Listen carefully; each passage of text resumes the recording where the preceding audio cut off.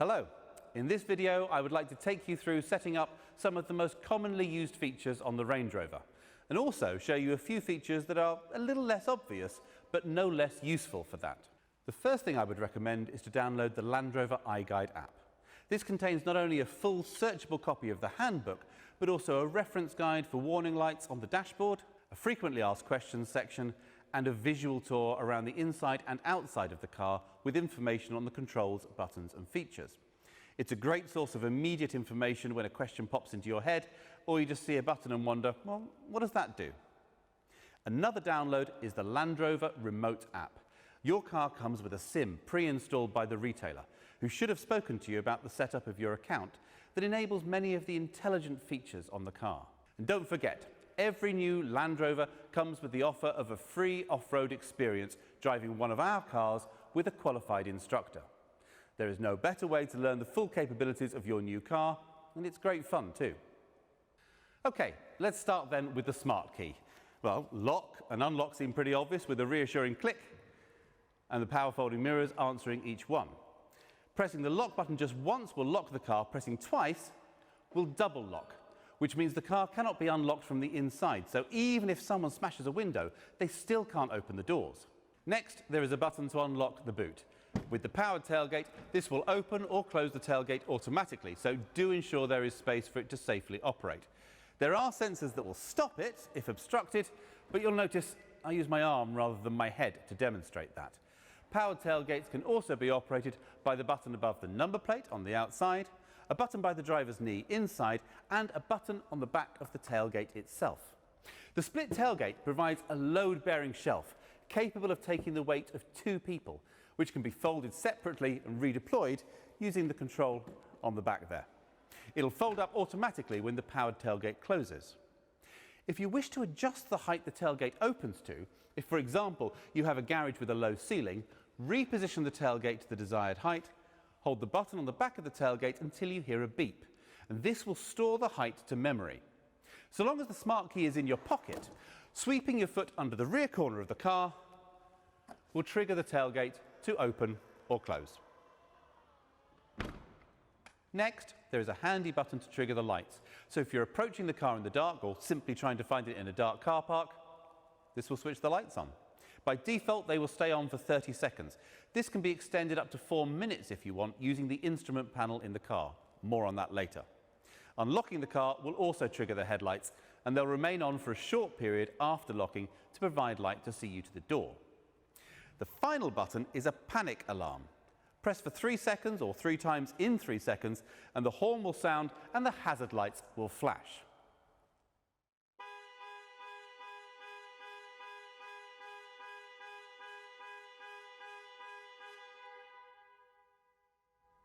After 5 seconds, this can be cancelled by holding the button for a further 3 seconds. Holding the unlock button down will operate global opening, lowering all the windows to allow air into the car before you enter on a hot day. Now, similarly, if you get out and realise you've left a window open, hold the lock button down to activate global closing to raise all the windows and secure the car. This can be enabled or disabled using the instrument panel options. Range Rover is fitted with keyless entry, so you don't need to remove the key from your bag or pocket. So long as it's within a foot or so of the car, as soon as you put your hand around the door handle, the doors will unlock. When you leave the car, place your thumb on the end of the door handle to secure the vehicle. Getting into the car then, the first thing you need to do is find a comfortable position. Seat controls can be found on the driver's door. Steering wheel adjustment is powered using the joystick on the right-hand side of the steering column. Mirrors are adjusted using the controls on the driver's door. Select which mirror to adjust using the buttons, and then use the joystick to adjust the angles. The button just next to this will fold both mirrors in, useful if squeezing through a tight gap. Once everything is adjusted to your satisfaction, you can save these positions with the memory button. Just press M, and then one of the numbers within 5 seconds. You'll hear a chime to confirm that it is saved.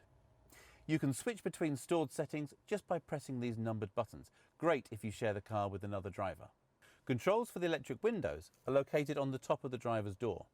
Locking the operation of the windows from the rear seats will also engage the child locks on the rear doors. Most people will want to leave their windscreen wipers set to auto, Move the stalk to its lowest position and then come up one notch.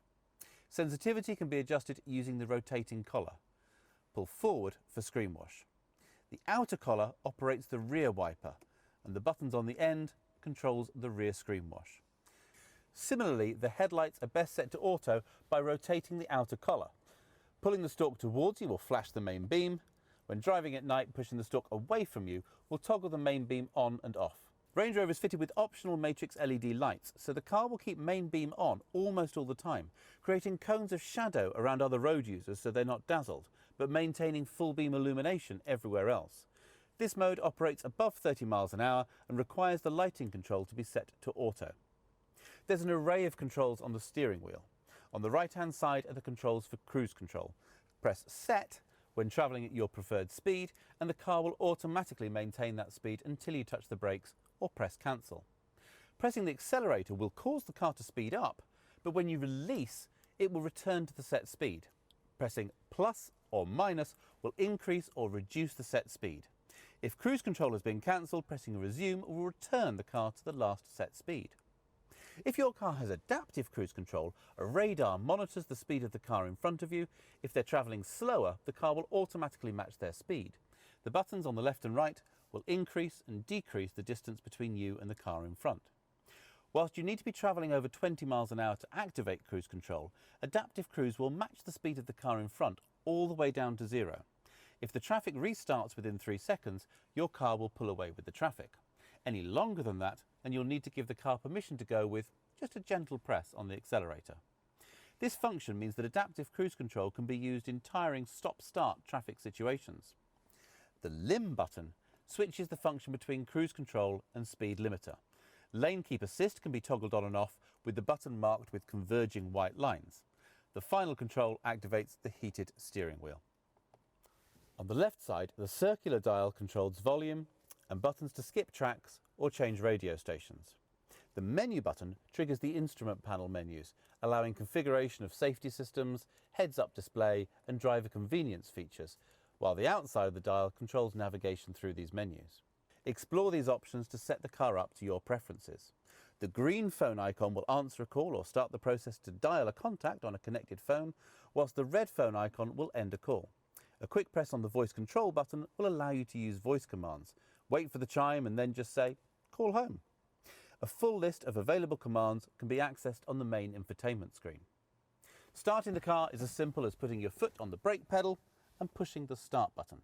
So long as the smart key is in the car somewhere, the engine will start. When you switch the car on, the 10-inch infotainment screen will display 3 main options: navigation, media and telephone. If you haven't already paired a phone, it will prompt you to do so. Tap on the Phone tab, then open Bluetooth devices on your phone and select Range Rover. Accept pairing on both your phone and the screen, and from now on it should automatically pair each time you get in the car, allowing hands-free calls, voice dialing and music streaming over Bluetooth. Text messages can be displayed on the main screen, and a soft key allows for them to be read aloud. On Apple phones, it's necessary to enable this feature by selecting Settings and Bluetooth, then selecting the connection to the vehicle and enabling Show Notifications. If you prefer, connecting your phone with a cable will allow Apple CarPlay or Android Auto to mirror your phone screen on the car's infotainment system. A long press of the voice command button on the steering wheel will then connect you to your phone's voice assistant. Going back to the home page, tapping on the Media tab will take us to the DAB radio. Tapping Source will reveal the phone that we've just paired as a possible audio source. Radio stations can be easily selected from the menu, or you can simply use voice commands from the steering wheel. Tune radio to BBC Radio 2. The third option from the home screen is the navigation system.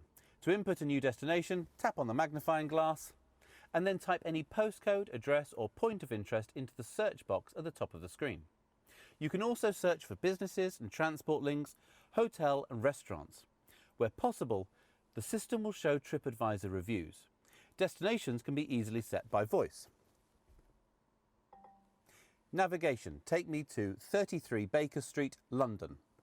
As well as appearing on the main 10-inch screen, navigation instructions will also be shown on the cluster display in front of the driver. The display can be reconfigured for a 1 or 2 dial display by pressing Menu and selecting Display Options. You can even bring the map across the whole screen, retaining a digital readout of your speed. Range Rover is supplied with a 4G data connection to allow over-the-air updates of the infotainment systems and maps, and provide live traffic, flight information and internet search. When the system has an update available, it will alert the driver on the main menu screen and ask for permission to update when you switch off the engine. Only agree at a convenient time, as the car must then remain switched off and locked for up to 30 minutes whilst the update is applied. Swiping to the left from the home screen reveals additional features such as 4x4 information and driving efficiency analysis, and options for smart settings. The car can be set to recognise different drivers, either by different smart keys or the signal from their mobile phone, so the system can develop separate profiles for each driver's preferences. If memory seats are fitted, this starts with automatically putting the seat in the correct position for each driver. It can also analyse behaviour to pre-select navigation routes based on your regular routine, store audio preferences and remember climate settings. So the car might automatically put the heated seats on when it's below 6 degrees outside. Remember that you listen to a particular radio station on the way to work, but listen to a podcast on the way home. Know that on Thursday you come home via the gym and set the navigation accordingly. It will also remember that you like a one-dial display, but your partner prefers 2 dials with the map shown between them. Obviously, this involves storing a level of personal data, so when setting the system up, you can choose what data is stored on each profile. If you don't want it to store location data or information on your phone calling habits, just deselect these options. PHEV models have a MyEV feature, which allows charge to be conserved by enabling save mode. This allows electric charge to be reserved for driving in urban areas later in the journey. To disable, simply press Save Again. A button on the centre console engages EV mode, although the engine will restart if the charge is too low or greater acceleration or speed is required. The lower touchscreen controls heated seat options, off-road controls, heated windscreen and ventilation. A quick swipe down will transfer phone and media controls to the lower screen for occasions when you're using the navigation map on the main screen. Heated and cooled seats can be controlled by the large rotary dials, simply pressing the dial in to change function.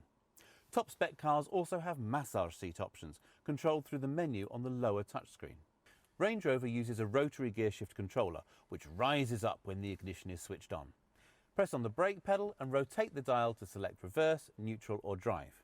To select sport mode, press down slightly and rotate one more notch. This will alter the operation of the automatic gearbox, holding onto gears longer to give punchier performance. You can manually shift up and down the auto gearbox using the paddles either side of the steering wheel. To return the car to automatic operation, hold the right paddle towards you for 3 seconds. When you come to a stop, you can rotate the dial back to park, or switching off the ignition will automatically return it to park before it descends back into the console. Pressing the terrain response control causes the dial to rise up and you can turn it to select different driving modes. The car will alter throttle response, traction control and differential settings to deliver the best control and grip on a variety of surfaces.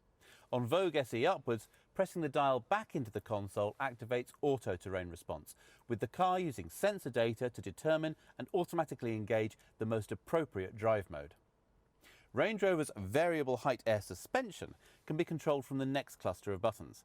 Range Rover descends 50mm to allow easier access getting in and out of the car, and can rise up 75mm from normal drive height to give maximum ground clearance over rough terrain, and enable the full 900mm of wading depth.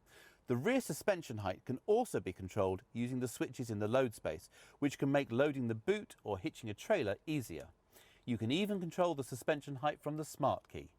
With the engine running and hazard lights activated, close the doors and press the headlights and tailgate unlock buttons simultaneously to lower the suspension, headlights and unlock to raise the suspension, and headlights and lock to set the vehicle to normal height. More details about the operation of air suspension can be found in iGuide. The electronic park brake will disengage automatically when you drive away and re-engage when you switch the engine off. A manual override control is located on the centre console rearwards of the air suspension controls. When driving, be aware a smart stop system is standard, so the engine will cut out when you come to a stop, instantly restarting in the time it takes for your foot to move from the brake to the accelerator when you pull away. This can be overridden with a control on the lower panel, but it delivers a surprisingly high fuel saving and helps reduce air pollution in cities and towns. All cars are fitted with exhaust filters. These need to refresh occasionally, and you may notice more visible exhaust emissions while this is happening. For a diesel, it tends to happen when the car is being driven at higher speeds and the exhaust gets hot. For a petrol, it happens more frequently when you lift off the throttle and more oxygen passes through the system. Occasionally, the car may display a message saying "drive to clear." This is most common on diesels which have been used for predominantly short, low-speed journeys, in which case they need a blast down a dual carriageway. For petrols, it happens when they've been under load, like towing. Find occasions to lift off the throttle and slow using engine braking to clear the filter. Automatic braking systems for city driving are standard and detect other traffic, pedestrians and cyclists, preventing collision or mitigating damage. Cars fitted with adaptive cruise control have a high-speed emergency braking system. The lane keep system will provide a torque steer back into the lane if the car thinks you're drifting beyond the lane markers, so it's important to indicate when changing lane. If blind spot assist is fitted, the door mirrors incorporate a blind spot warning system, lighting up when a vehicle is travelling alongside and flashing rapidly to warn you if a car is closing to overtake. If you start to move into the path of an adjacent vehicle, the car will deliver a torque steer in an attempt to avoid a collision. These driver aids are designed to intervene when there is no input from the driver, which is surprisingly hard to simulate, so please don't try to test these systems. Any input from the driver will override them, and they do not reduce the driver's responsibility to drive safely and attentively.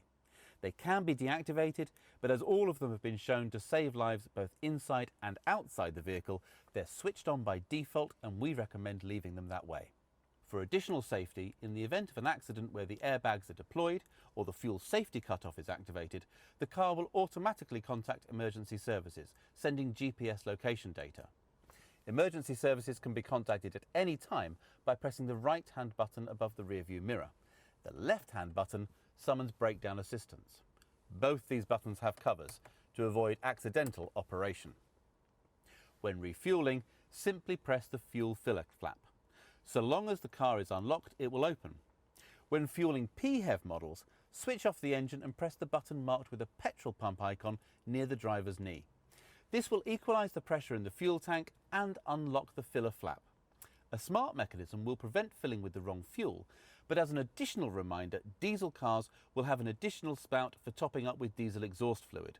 Warnings will flash up on the information display to let you know when you're running out. You get about 1,000 miles notice, and if it runs out as a legal requirement, the engine will not start. PHEV models have a separate cover integrated into the front grille. Just press to release the catch, which reveals a Type 2 charging socket. Plug the cable into the power first and then connect the car. An LED next to the socket will confirm the car is charging by turning green. Charging status can be monitored on the remote app. The engine will not start with the power cable connected. The remote app provides monitoring of many systems. When you first run the app, there is a quick start guide to aid setup, and then it provides control over remote locking and unlocking of the car, tells you how much fuel is in the tank, reports the last parked location of the car so you can always find your way back to it, and it can export a full journey log in the form of an Excel spreadsheet. So if you're tracking mileage for business use, this is easy to keep track of. It also provides remote activation of the climate system, cooling the interior in summer before you get in, or warming and de-icing the car in winter while keeping the car fully secure. This video has really only touched on the essentials. Please make use of the iGuide app or videos on our YouTube channel to find out more, or contact your retailer with any questions. Thank you for your time and enjoy your time with the Range Rover.